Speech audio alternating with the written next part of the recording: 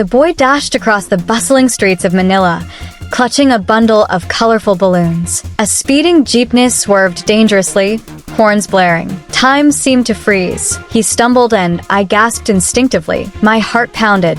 That boy, he was mere inches from disaster. Something about him tugged at my chest, though I couldn't understand why. My name is Isabella Cruz, and I am from Manila, Philippines. Today, I'm sharing a story that changed my life forever. A story about love, heartbreak, and an unbelievable reunion I never saw coming. Every morning, I drove to my husband's small electronic shop in Quiapo, navigating the chaotic traffic. Every red light, street vendors and children swarmed the cars, selling flowers, candies, pens, or begging for spare change. Amidst the crowd, one boy always caught my attention. His name was Miguel, about 10 years old, with an innocent smile that seemed to hold stories much older than his age. That day, he approached my car holding a single red balloon. "Ma'am, would you like a balloon?" he asked softly. I smiled, shaking my head. "No, thank you, little one." He tilted his head, almost knowing me. "Then give it to your child, ma'am. It will make them happy." Placing my hand on my belly, I was 6 months pregnant. I whispered, "By the time my baby is born, that balloon would have popped." Miguel's eyes sparkled with a wisdom beyond his years. "No, ma'am. If you leave it now, it will last forever."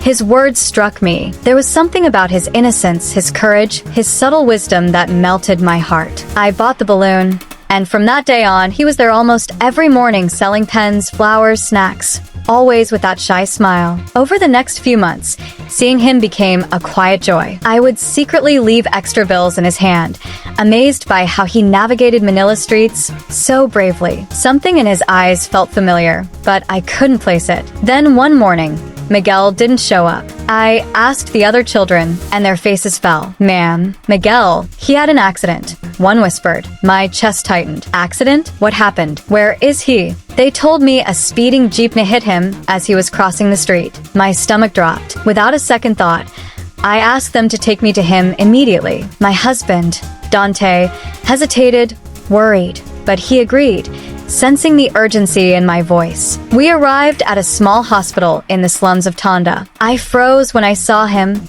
bruised, bandaged, fragile. My heart stopped completely when an elderly woman approached me with tears in her eyes. "Isabella, this is your son," she whispered softly. I blinked, unable to comprehend. My son, this brave little boy I had watched from afar, was my own. Memories of the impossible choice I made 8 years ago came rushing back. Fear, survival, and pressure had forced me to leave my firstborn with my parents. I thought life had moved on, but it hadn't. Tears blurred my vision as I held Miguel's tiny hand. "I'm here now, my son. I will never leave you again." Dante arrived moments later, stunned and confused. I couldn't focus on anything else. My boy had survived, and I was finally holding him. Before the accident, Miguel survived by selling small items at every traffic light. Balloons, pens, flowers, anything he could. He navigated speeding jeepneys, dodged crowded sidewalks, and braved harsh sunlight. Hunger,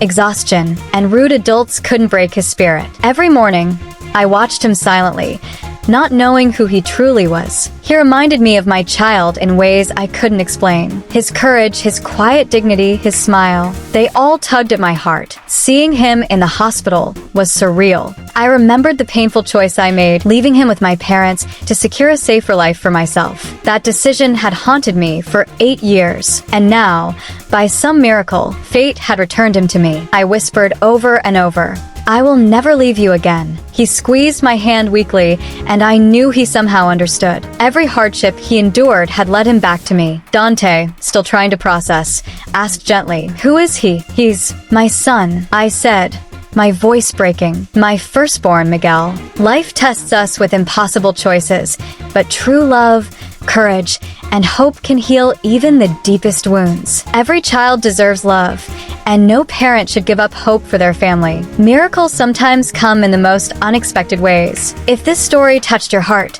like this video and subscribe to Moralist for more real-life stories that inspire, move, and teach the power of love, sacrifice, and resilience.